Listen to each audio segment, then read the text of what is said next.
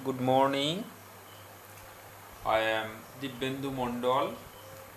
Today I am discussing about effect of variation of insolation and temperature. Okay, effect of effect effect of variation of insolation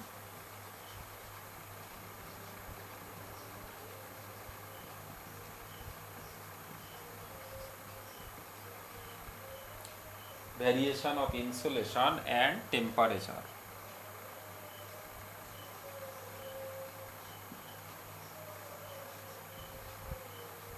Temperature. Okay, effect of variation and insolation and temperature.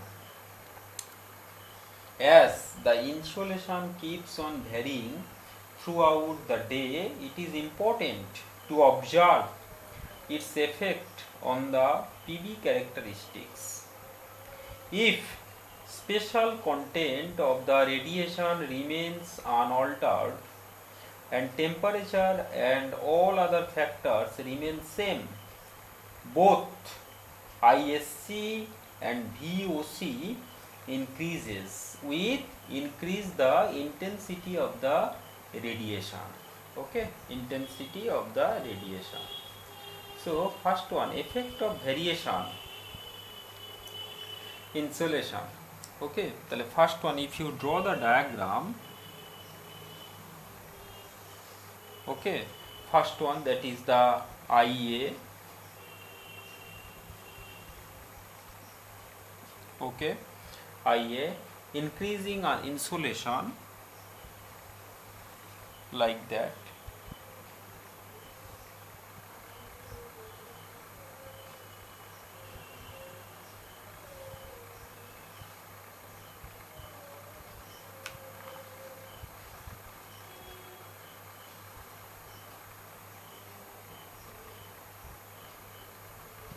Okay, this one. Okay, so increasing insolation, this one is the increasing insolation. Increasing insolation. Okay, maximum power points, these are the maximum power points, all are maximum power points. Okay, maximum power points, and this is the V volts. Okay, maximum power points, and corresponding the maximum power points, if you draw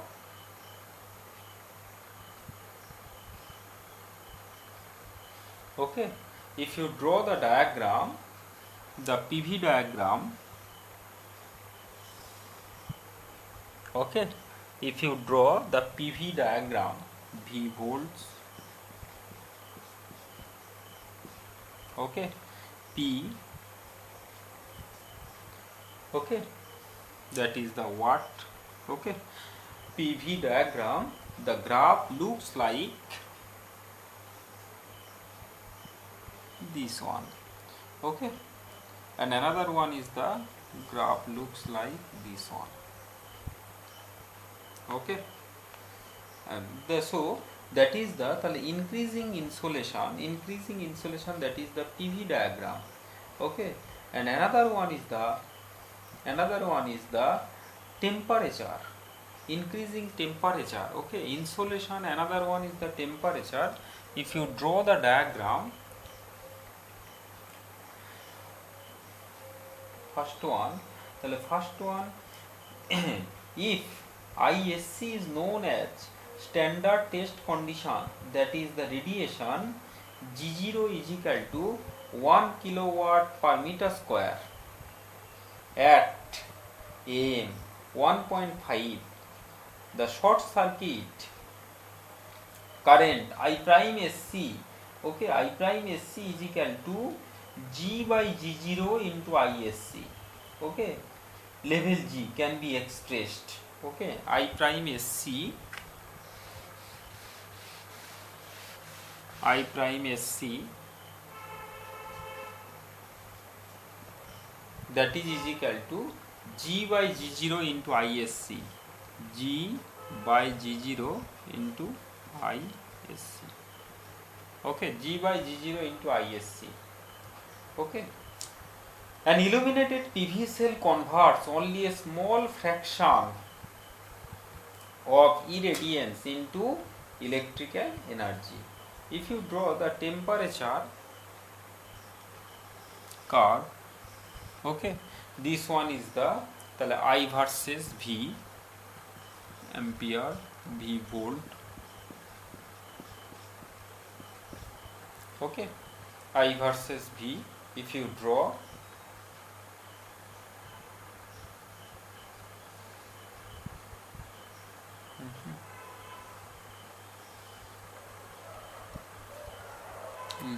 drawing looks like this one. Okay, very close. Maximum point, here is the maximum, here maximum, here maximum.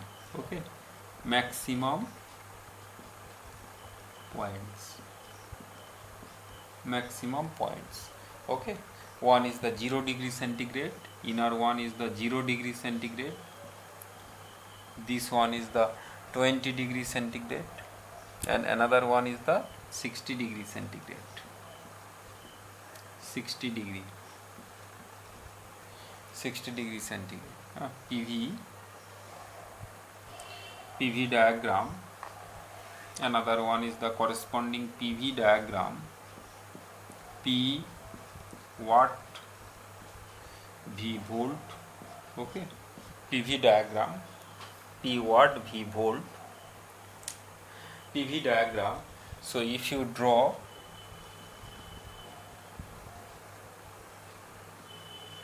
okay, if you draw these, okay, there are, okay, there are two things, peak point like that, and another one is the peak point like that. Okay, so that is the 0 degree centigrade, one is 0, the first one is the 0 degree, second one is the 20 degree centigrade. Okay, this one, okay, 0 degree centigrade, another one is the 25 degree, 20 degree, this one is the 20 degree centigrade, and another one is the 60 degree centigrade. Okay, inner one is the 60 degree centigrade, 60 degree centigrade. Okay, 60 degree centigrade volt. Now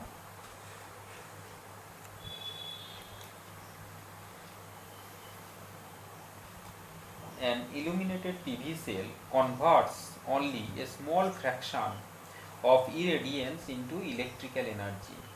The balance is converted into heat, resulting into heating of the cell. As a result, the cell can be expected to operate above the ambient temperature, keeping insolation level as constant. If the temperature is increased, there is a marginal increase in the cell current, but a marked reduction increased.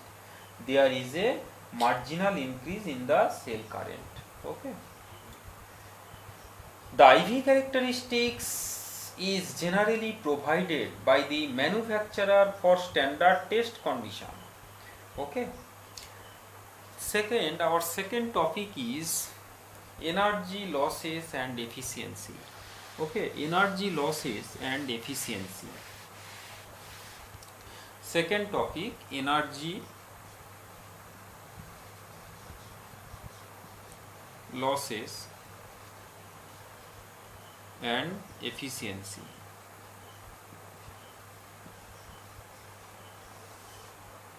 Energy losses and efficiency. The conversion efficiency of a solar cell is the ratio of electrical power output, electrical power output, okay, electrical power output divided by, okay, incident solar power, incident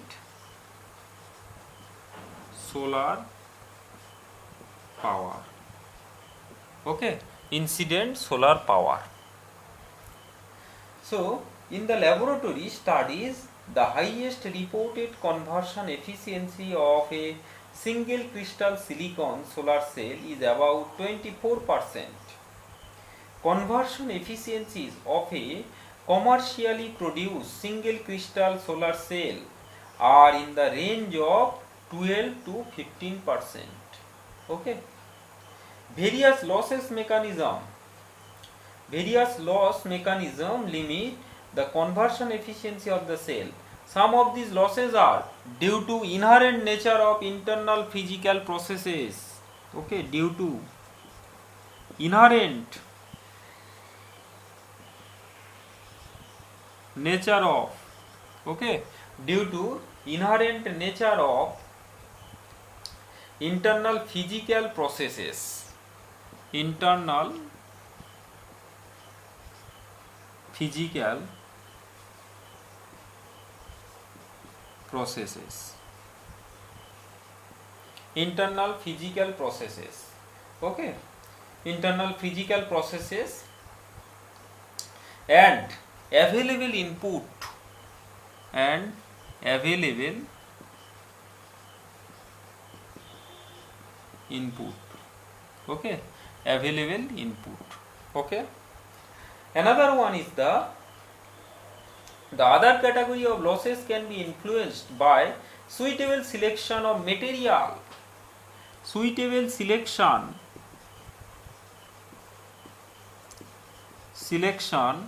of material, suitable selection of materials, okay, processing technology and other parameters of the cell.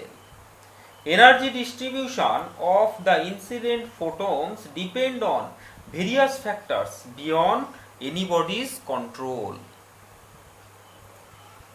A significant fraction of these photons do not contribute to photocurrent generation as they have energy lower than the silicon band gap energy of 1.1 eV. Okay. Another one is that the energy associated with these unutilized low energy photons can be from 15% to 25% of the total incident photons energy depending on the air mass. On the other hand, incident photons having energy higher than the band gap. The second most significant loss mechanism arises due to inherent material properties and the physical principle on which a solar cell operates. The separation of photon generated electron hole pairs by the junction depends on the movement of the minority carriers. Thus, the spectral distribution of solar radiation and the inherent properties of silicon PN junction together result in the total energy loss close to 65% of the incident energy. Okay, if you draw the anti-reflective coated tuck-stirred front surface and reflective coated tuck-stirred rear surface, okay,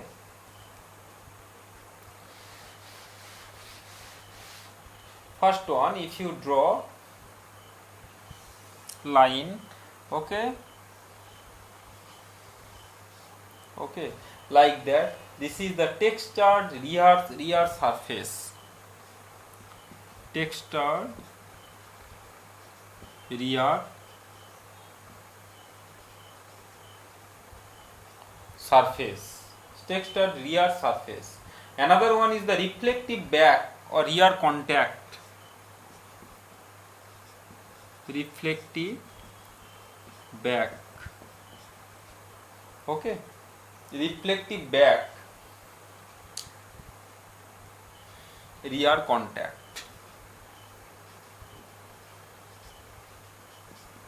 contact. Okay, this is the junction.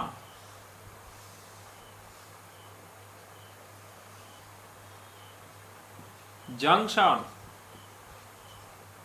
This is the junction. Okay, this one is the okay, this one.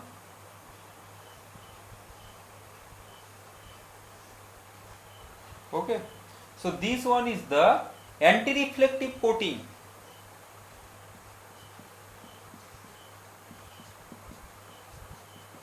Anti-reflective coating.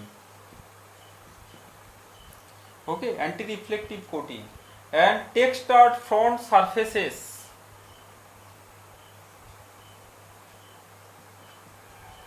Textured front surfaces. Okay, textured front surfaces. Silicon is an indirect band gap material.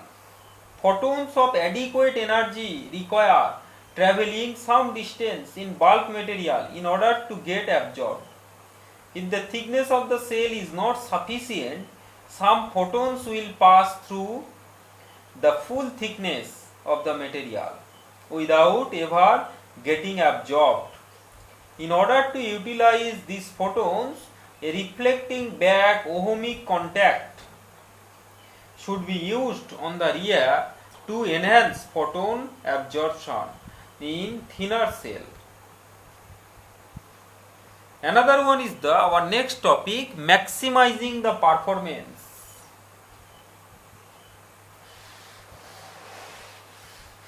Maximizing the performance.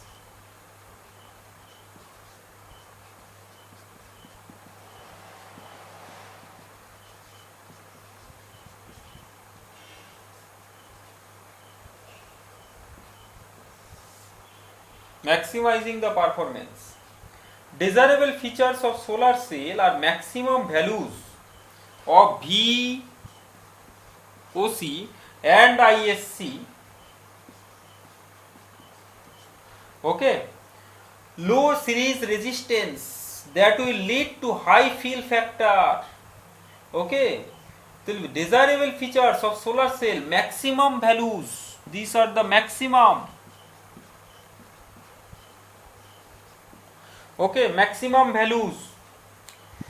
Low series resistance that will lead to high fill factor.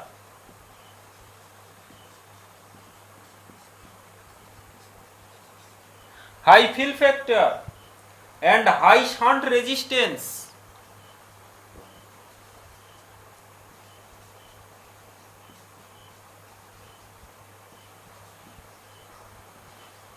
High shunt resistance. Okay, ISC is related to photocurrent and VOC depends on the ratio of ISC and I0. Shunt resistance is maximized by ensuring that no leakage. Shunt resistance.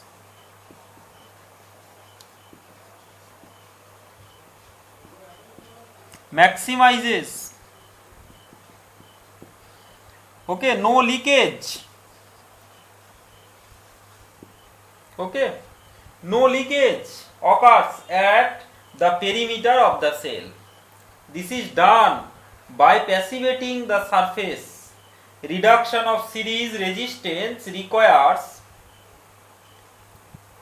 high doping of semiconductor, but high doping will also decreases the width of depletion layer, which in turn decreases the photocurrent. Okay, our next topic is the cell size. Okay, cell size.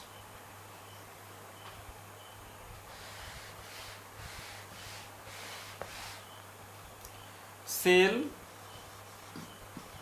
size. Cell size. Terrestrial application demand the use of large size solar cell. As silicon is a brittle material, This fact tends to limit the area of commercially produced silicon solar cells due to handling difficulty. Also, as an area of the solar cell increases, area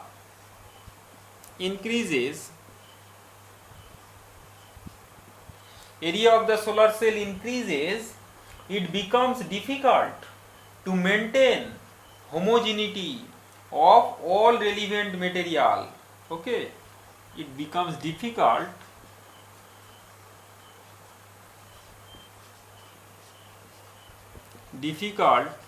to maintain homogeneity.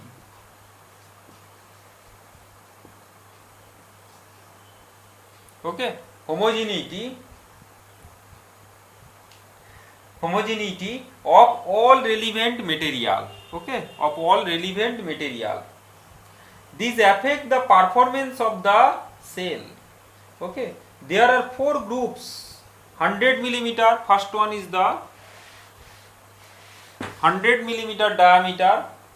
Okay, round single crystalline. 100 millimeter, first one, 100 millimeter diameter.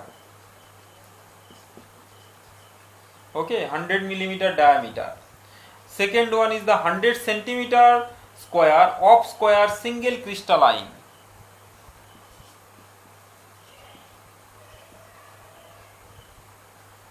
Hundred centimeter square of square single crystalline.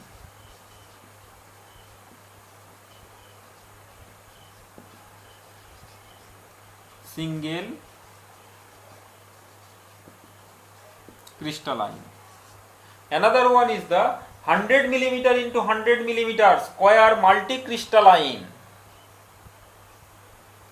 Okay, square multicrystalline, 100 centimeter into 100 centimeter.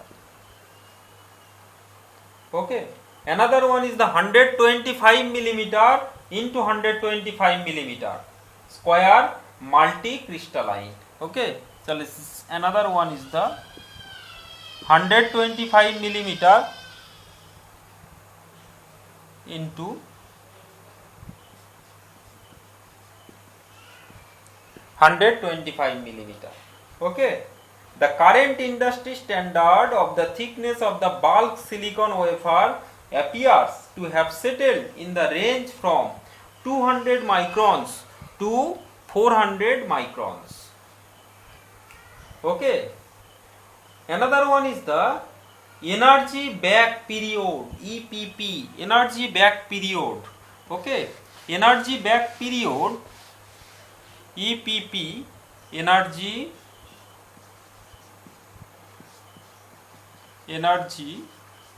back period.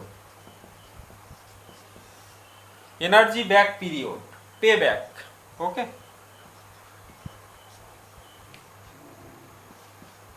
energy payback period. The length of time during which a solar cell generates the same amount of energy that it has consumed during its production is known as energy payback period. Length of time.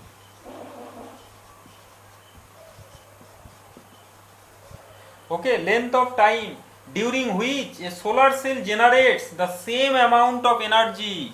Solar cell generates same amount of energy. Okay, solar cell generates same amount of energy that it has consumed during its production is known as energy payback period.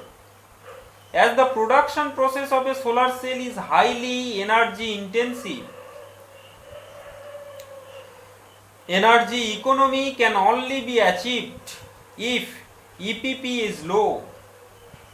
Typically, EPP of a single crystal bulk silicon solar cell under the existing state of the art technology. Okay.